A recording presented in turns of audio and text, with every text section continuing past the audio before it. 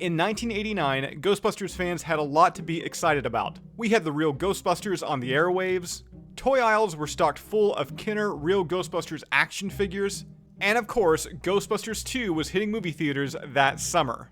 Now, given the financial juggernaut the franchise had become, the film saw countless tie-ins and products based around it, including 2 different video games both released for the Nintendo Entertainment System. There was Ghostbusters 2 published by Activision, and New Ghostbusters 2 published by HAL Laboratory. Now, depending on which one you're familiar with will depend on your location, as Activision's Ghostbusters 2 was released in North America in April of 1990, while HAL Laboratory's New Ghostbusters 2 was available first in Japan on the NES in December of that year, followed by PAL territories in 1991. So why were there 2 different Ghostbusters 2 games for the NES?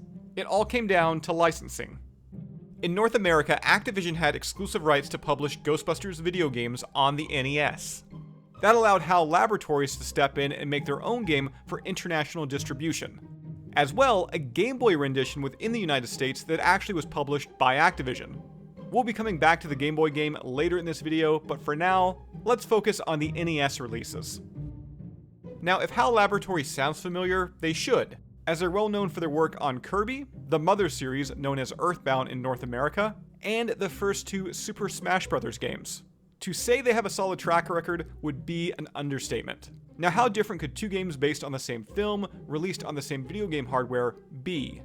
Well, let's start with Activision's offering, simply entitled Ghostbusters 2.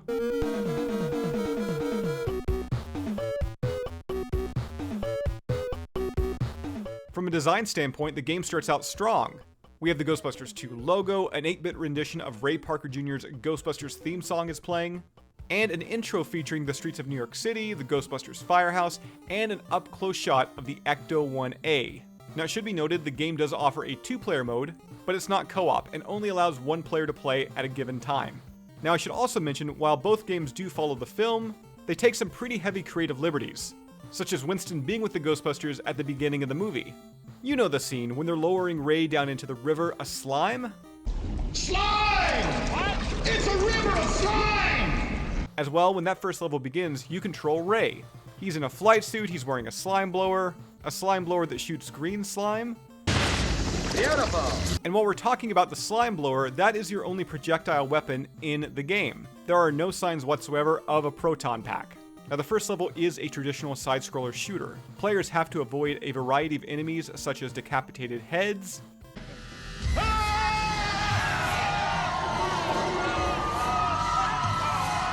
and Slimer. You'll also need to collect Ghostbusters 2 logos to earn extra lives. If you're looking to capture a ghost, you do have access to unlimited ghost traps, and you can drop 1 at a time by pressing the start button. Now, the second level sees the game take a huge turn, as you're now in control of the Ecto-1, driving down the worst street New York City has to offer, including massive holes in the road and a serious ghost infestation.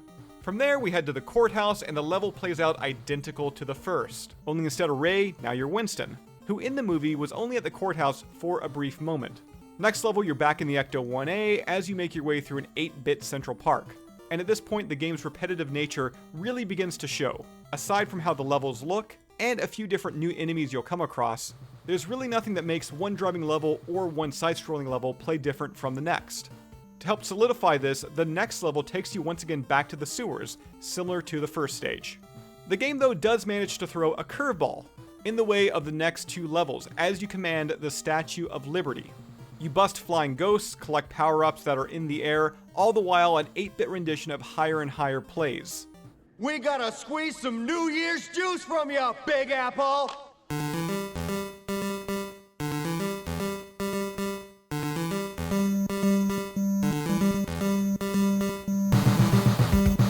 Now, this game's soundtrack was composed by Mark Van Heck, whose other notable work includes a handful of other video games based on films and television shows.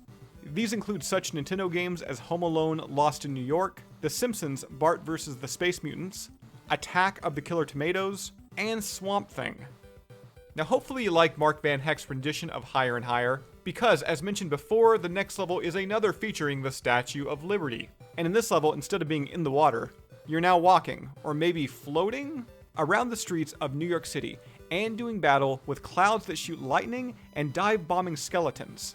Now once the Statue of Liberty arrives at the museum, you must play 4 different museum side-scrolling levels, one with each Ghostbuster, which honestly just feels like filler to help pad out the game's length, which by the way, I completed the entire thing in about 25 minutes.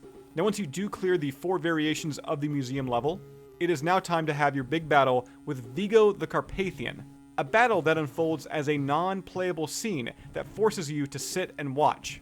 So let's get this straight. You have a video game based around a film that has characters like Vigo the Carpathian, the Scoleri brothers, and Slimer, and there's not one actual boss battle. That was really stupid. Even Activision's original Ghostbusters game for the NES from 1984 had you doing battle with Gozer the Gozerian and an approaching Stay Puft Marshmallow Man.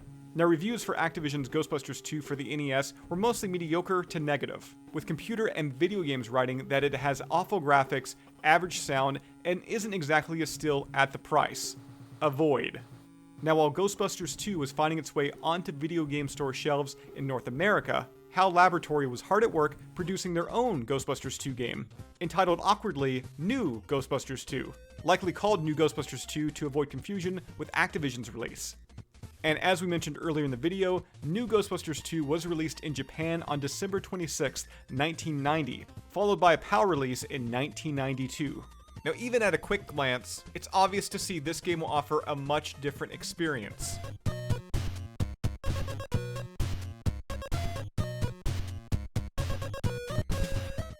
Now, the game opens with the Ghostbusters tearing through a theater screen in a pursuit to bust Slimer. Then get to choose which 2 Ghostbusters you'd like to use, as the game's mechanic has one Ghostbuster doing the busting and the other the trapping. Playable characters include Peter, Ray, Egon, and Winston, who is looking a little blue. Let's continue. And to the surprise of any Ghostbuster fan first booting up the game, Louis Tully. Yes, you can totally play as Rick Moranis in New Ghostbusters 2. So you want to play Boggle or Super Mario Brothers? Now, the game does feature an entirely different perspective, almost appearing like a top-down shooter. Whichever Ghostbuster you chose first, that'll be who you're in control of. Pressing A will shoot the proton stream and hold a ghost in place. And then pressing B, the second Ghostbuster, will release the ghost trap. Now, there is a co-op 2-player mode, allowing the second player to do the trapping. However, the second player never really has direct control over the second Ghostbuster's overall movement. Now, unlike Activision's offering, in this game, your only real weapon is the proton pack, with there being absolutely no signs of a slime blower. The first level takes place at the courthouse, which has you busting ghosts such as Slimer and the Jogger Ghost, with the ending of the level actually featuring a boss battle. And have you burned at the stake? Wow! Oh my God, the Scoleri brothers! The second level has you in the underground subway, and oh, that music.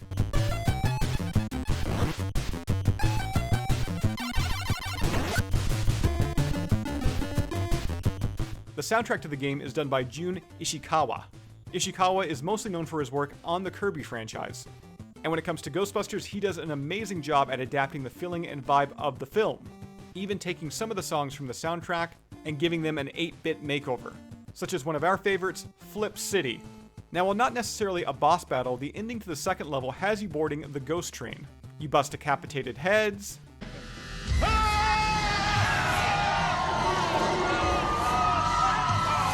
and then you have to capture the conductor, Slimer. Okay, but I didn't know you had your license. Now, the next level has you catching Pink Mood Slime in Dana Barrett's apartment building or her apartment. They're never really quite clear. Regardless, it's either the biggest apartment I've ever seen or the weirdest apartment building layout ever. We then get a quick in-game cinematic of Janosch taking baby Oscar, with Dana just disappearing off the ledge. Dana, no. You have so much to live for. I mean, just think of Janosch. Stay alive for Janosch. I'm sure we could get a magnificent apartment, car, free parking. Now in the next level, we're back underground, and the mood slime is overflowing. And this level comes complete with another 8-bit recreation, this time Bobby Brown's We're Back.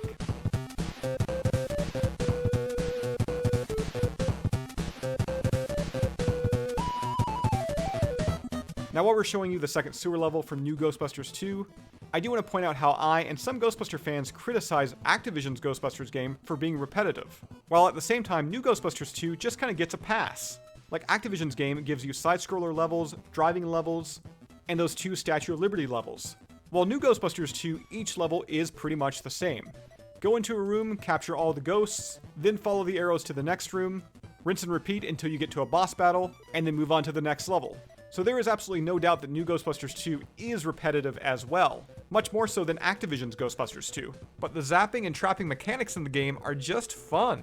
They make you feel like a Ghostbuster. Now we're going to touch on the comparisons once again of these 2 games later in the video, but let's get back to that sewer subway level. More importantly, the boss battle, as you have to go head to head against this big pink slime ghost, which reminds me of the ghost that was seen in that Flip City montage.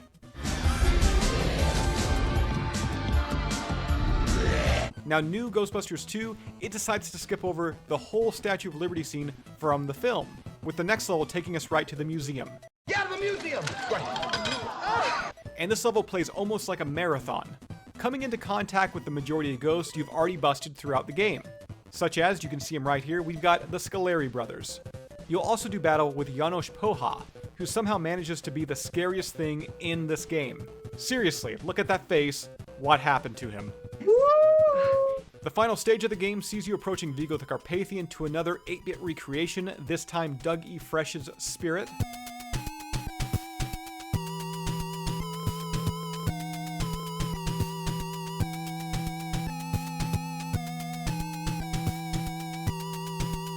And unlike Activision's offering, you actually get to battle Vigo. And while it's nothing too special as he never really moves, instead he just throws round orbs at you, and your only goal here is to avoid those orbs and shoot him with your proton stream, with the game making you pretty much shoot him in his crotch. Vigo eventually cannot take your crotch shots anymore, he goes back into the painting, Baby Oscar is safe, and we get one of the best NES credits I've ever seen. Which include Dana and Peter kissing at the end, the Ghostbusters being adorable, and Lewis, well, being Lewis. Now, as I mentioned, the gameplay in new Ghostbusters 2, it stays the same from start to finish, but the mechanics work so well. It's got a unique look and feel, it's easy to pick up and play, it has one of the best soundtracks from any NES game ever, and at the end of the day, it's just downright fun. And before we move on to the Game Boy release, I do want to tell you that new Ghostbusters 2 for the NES, there's actually a bit of a secret hidden menu within the game, and not a lot of people know about it. Now, to access it from the main screen, hold down A and B and press the start button. It'll then give you access to this hidden screen. Now in it, you can swap the controls, adjust the game's difficulty, and even listen to the game's superb soundtrack. Yeah, that's the good stuff. Now, while Activision made it unable for HAL Laboratories' new Ghostbusters 2 to be released in North America, a rendition of the game developed by HAL Laboratory and published by Activision did see the release on the Game Boy.